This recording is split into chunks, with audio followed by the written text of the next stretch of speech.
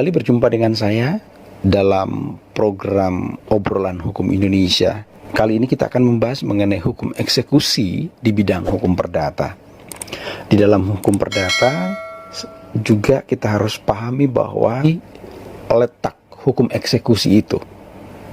Nah, sebelum kita mengulas lebih dalam, sahabat Obrolan Hukum Indonesia, saya meminta untuk memberikan like, subscribe, dan komen. Dan jangan lupa untuk terus menyebarkan informasi materi ini kepada seluruh sahabat saudara dimanapun mereka berada di seluruh Indonesia. Pertama, bahwa yang perlu dipahami terlebih dahulu, yaitu apa pengertian daripada hukum acara perdata. Sehingga dengan demikian akan dapat memberikan suatu pemahaman yang komprehensif di mana sih letak hukum eksekusi dalam hukum perdata atau hukum acara perdata itu. Di dalam satu teori dikatakan bahwa seorang yang dirugikan hak dan kepentingannya tidak boleh main hakim sendiri atau yang biasa dikenal dengan Eigenrechting. Eigenrechting ini dalam bahasa Belanda disebut sebagai suatu tindakan yang tidak boleh dilakukan, yaitu main hakim sendiri. Karena di sini ada peradilan yang telah memberikan kesempatan kepada setiap orang untuk mencari suatu kebenaran atau keadilan di sana. Oleh karena itu, dalam memulihkan haknya, seseorang dapat melakukan suatu tindakan, yaitu melaksanakan hak secara benar, ya. Dengan apa? Dengan cara melakukan gugatan pada peradilan, dimanapun pengadilan itu, dan kewenangan apa yang dimiliki sesuai dengan apa yang menjadi kebutuhan daripada seseorang yang mencari keadilan tersebut, terutama masalah-masalah yang melekat sebagai hak. Oleh karena itu ada juga yang menjadi suatu catatan bahwa ada asas yang melekat di situ, di mana ada hak maka di situ ada potensi suatu gugatan.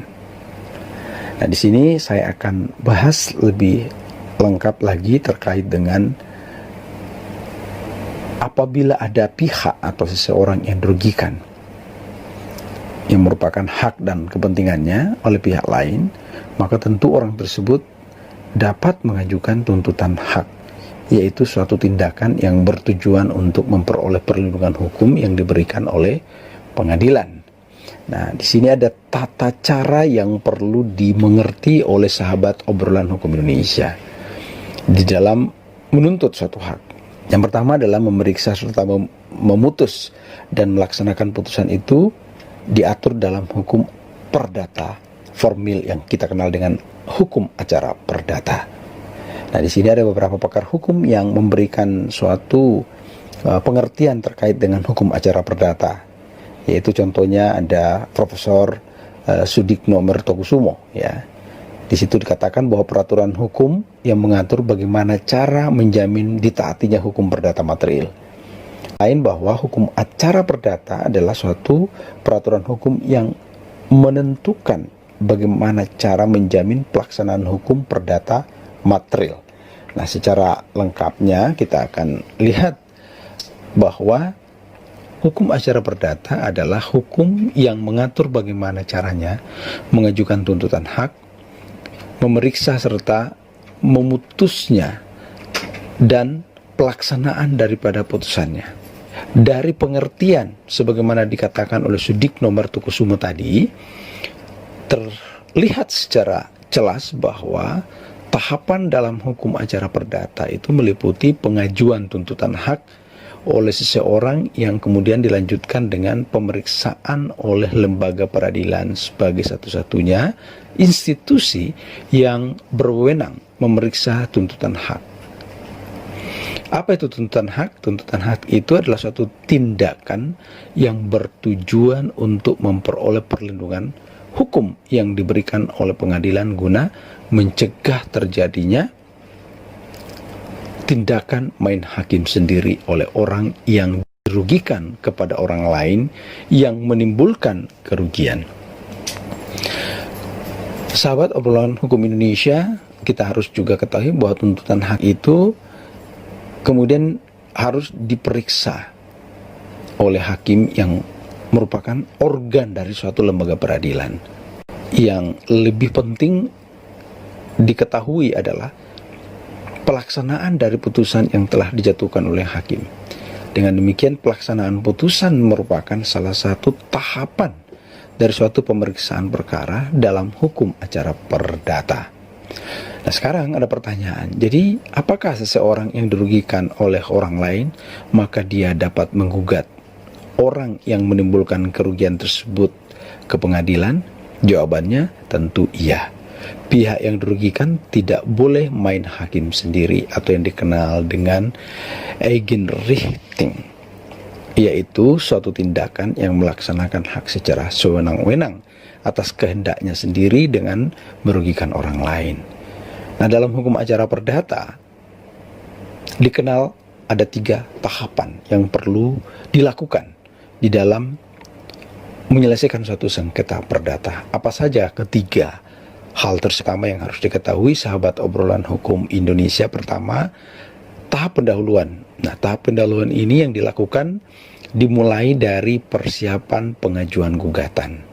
Namanya mempersiapkan suatu gugatan, maka yang harus dikerjakan di sini adalah penyusunan materi gugatan dan bagaimana membuat suatu permohonan penyitaan jaminan atau yang dikenal dengan konservatoir beslah, atau kalau ada, ya. Kalau itu tidak perlu, ya. Yang kedua adalah tahapan di mana seseorang menentukan atau memberikan suatu penentuan yang dimulai dari pemeriksaan perkara di persidangan dengan memeriksa para pihak. Siapa itu para pihak? Antara pihak yang berperkara, penggugat maupun tergugat. Lalu yang kedua adalah saksi. Ya, baik itu saksi ahli maupun saksi-saksi yang melihat mendengar suatu peristiwa itu yang biasa dikenal dengan saksi-saksi yang terlibat langsung di dalam suatu peristiwa. Si testimoni de auditu itu adalah saksi yang hanya mendengar suatu peristiwa itu terjadi tetapi dia tidak terlibat langsung di dalam suatu peristiwa itu. Selain itu ada proses pembuktian. Lalu kemudian ada pembuatan kesimpulan, dan biasanya dalam suatu proses tahapan kedua itu diakhiri dengan penjatuhan putusan oleh hakim. Setelah proses kedua tersebut, maka kita akan masuk pada proses yang ketiga atau tahapan yang ketiga. Apa tahapan ketiga itu? Adalah tahapan pelaksanaan, yaitu bagaimana eksekusi putusan hakim yang telah mempunyai kekuatan hukum tetap dapat dilakukan. Proses persidangan dalam perkara perdata oleh pengadilan biasanya memang diakhiri dengan penjatuhan putusan oleh hakim. Akan tetapi dengan dijatuhkannya putusan hakim bukan berarti perkaranya telah selesai. Perlu diingat sahabat obrolan hukum Indonesia, putusan yang dijatuhkan oleh pengadilan harus dapat dikatakan telah dilaksanakan atau dijalankan. Putusan yang dijatuhkan oleh pengadilan harus dapat dilaksanakan atau dijalankan. Artinya bahwa suatu putusan pengadilan itu yang memiliki isi atau diktum tadi, dalam diktum putusannya itu harus ada kata menghukum atau yang juga dikenal dengan putusan kondemnatoir. Ya, tidak ada artinya suatu putusan itu jika tidak dapat dilaksanakan secara paksa terhadap pihak yang kalah. Kalau putusan yang ada itu hanya putusan di atas kertas, itu disebut dengan putusan binding paper saja.